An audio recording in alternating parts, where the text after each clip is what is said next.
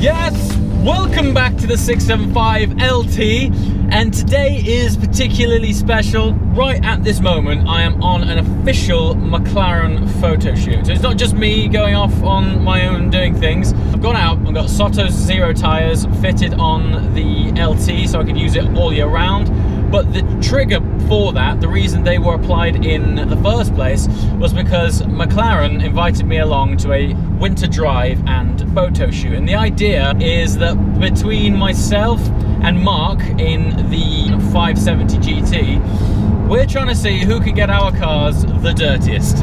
Now that isn't exactly the direct brief for what's happening right now. The main story is that you can use these cars all year round. So we thought, where can we go to find somewhere that's almost certainly going to be pretty groggy, grimy, wet, potentially snow, and still really enjoy these cars? Well, the original idea was Scotland, but upon looking on the webcams in the area in Scotland where you can go skiing, there was no snow. So we thought there's no real point in going up there when you can get similar setup, and so we decided to head out to the Yorkshire Dales. Now, we have landed ourselves in some thick fog. There is more dirt on the road right now that I could possibly, I'm not sure if it's the right thing to say that I could possibly want for, but with the whole idea of today being a demonstration that come wind, rain or shine, you can use these cars all year round. The 570GT is currently off and driving about somewhere, so I'm about to catch up with him. We're going to get some back-to-back driving experiences with that car and this car to see what they're all about on roads like this, which are fabulous and incredibly tight and wet. The idea is, let's have some official McLaren fun. Let's hit it. Woohoo!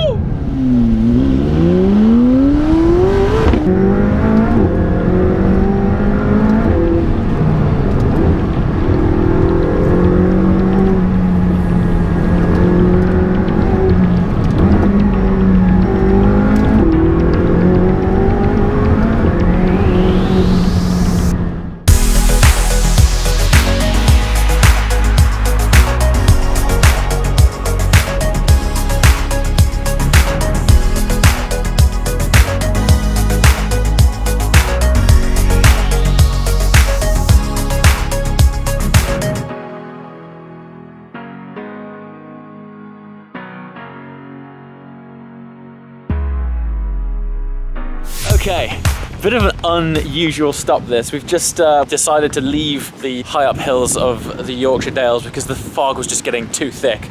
So we've gone down the road, downhill, and it's thankfully started to clear up. But for our next photo shoot location, as I'm sure you've guessed, we've come to this really old school train station. But what is significant is that it was where a scene in Harry Potter was filmed. So this is actually the train station where they arrive when they reach Hogwarts, which is pretty cool. But as much as I love Harry Potter, particularly at Christmas, yeah, today is all about cars. So yeah, let's go check out this shoot, see what's what.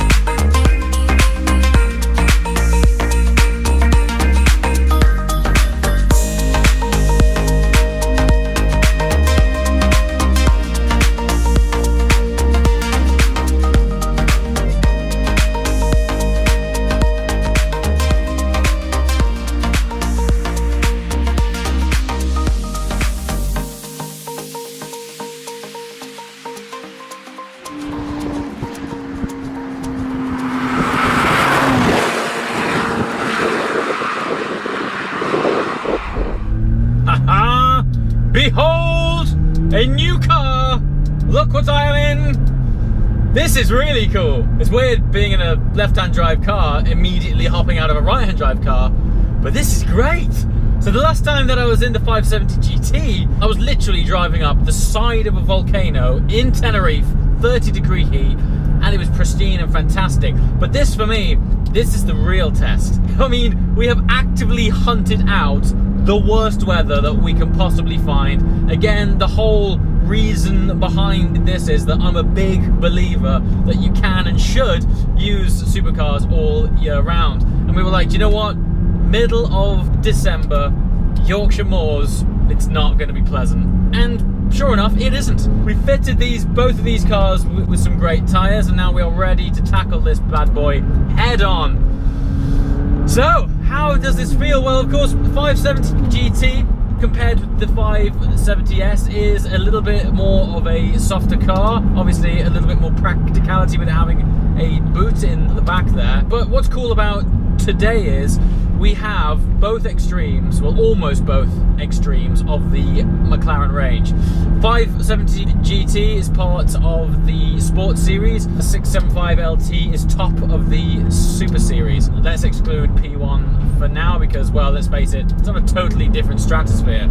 So focusing on this car, the very first thing that you pick up on immediately is the fact that it is just really soft. I mean, this road surface, there's lots of mini undulations, there's bumps, and the LT is fantastically well dampened for the kind of car it is. We have to remember, it is a bit more of a track-focused car, even though on the road it is mind-blowing. This is through and through a road car, as the GT moniker suggests. It is hinted towards more of a Grand Tourer, and it is just a lot more chilled out. I mean, even having this pano roof, that for me is one of the best features of the GT. My personal favourite out of the Sports Series range is the S. That's mostly from a dynamic point of view. I just prefer how the S feels. It's just got a better front end turn in, and it's just generally a sharper car. But that's not the point. This isn't pretending to be an S with a boot. It's an all-round, more chilled out car. Now, if you look at the extremes of the cars we're driving today, that is highlighted so much more by jumping from the LT and like immediately into this. The interior is very much more catered towards a more refined driving experience. Now I'm just going to go on this. See that left-hander there? All day in the LT, it's been grinding out. So the front skid plate's always just been tapping the ground. GT skims over that, no problem. Obviously from stock, from factory setup, this car has a higher ride height, which, you know, all supercars have that inconvenience of a low ride height.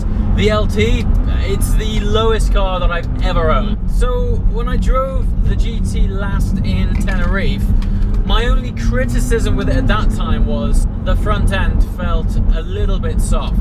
The rack on this, the steering rack isn't as sharp. Now, obviously for the majority of your daily drives, which this very much is, you could very, very easily drive this car every single day. And just look, going over for those bumps, it just absorbs and glides them with a lot more finesse than the LT. Now, I guess it very much depends on what you like out of your drives. If you want something that is particularly hardcore and a very eventful experience, the LT is going to take it every single time. But the GT, without doubt, it's an easier car to live with every single day. What I do love about the LT is the fact that the steering rack, for all of its problems when you're going slow, the fact that a 3-point turn turns into a 6-point turn, it is beautiful when you start to flow. When you get the LT up to speed, that thing, you can just cross your wrists around most corners and it's just gone. The GT has a lot more lock, which means I can actually turn around in a road like that. I mean, being an LT owner, that maneuver that I just made there is novel.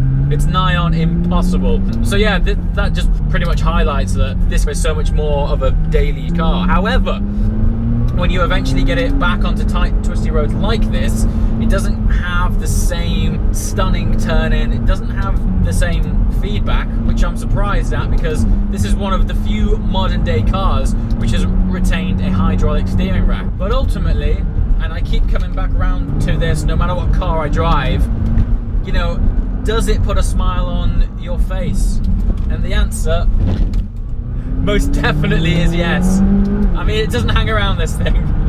Interestingly, both the LT and this 570 GT are both fitted with Pirelli Soto 03s. They are the latest variation on Pirelli's winter bias tyre. And while the LT has got so much grip even with that tyre, because the 570 GT runs on a narrower profile tyre, it's actually, surprisingly, a more playful car. You can really get this thing out. It's really nice.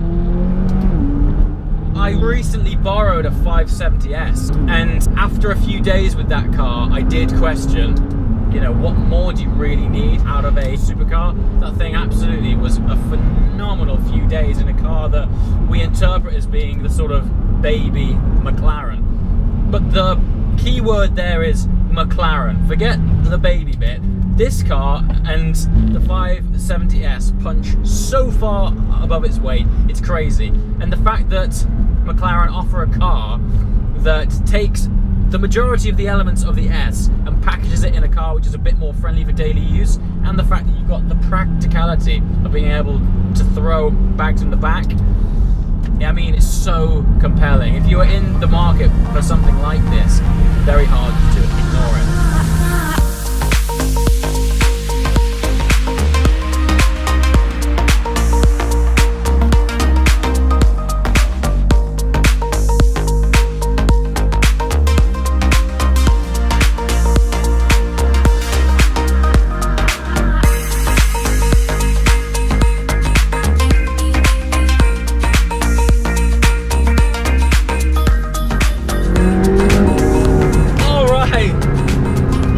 Day. I mean, first of all, we went out to find some tricky conditions that we could drive these cars in. The aim of the game has just been just thrash them and enjoy them, and just saturate yourself in the fact that you can use these cars all year round, no matter the weather. Coming up to Yorkshire, we've had 3 seasons in a day. You've seen it. We've had incredible sunshine, we've had fog, we've had wind, we've had rain.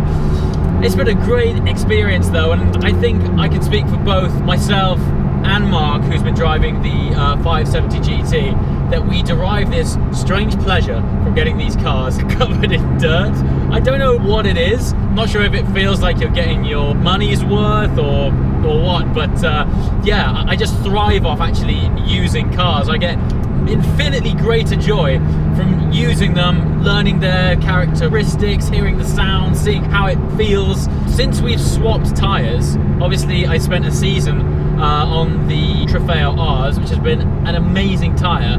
The conditions right now, I mean, these tyres, these Soto Zeros, have just given me so much more confidence to exploit this car. And for me, a massive part of owning these cars is how it heightens your sense of adventure. Now, don't get me wrong, you can drive these roads in any car you want, but as humans, we are a sensory receptive vessel, and getting in a car like this just heightens the sense of excitement when you're driving along an already really exciting road. To be doing it in something like the LT or the 570 GT, it's just such a heightened sensory experience. I love it. So is there a conclusion of the day? I think overall, I can't believe how much fun we've managed to extrapolate out of these cars in such adverse weather conditions. It's been an example that, you know, don't park your car in the garage, get out and drive it. And also, it's highlighted to me that if you set these cars up right, namely tyres, you can just go out and use them all year round. Now, I know they are, by convention, they are very special cars, but ultimately, they are still cars. And by that token, it's really important to just get out and drive. And on that note, thanks for watching, guys, and I'll see you next time.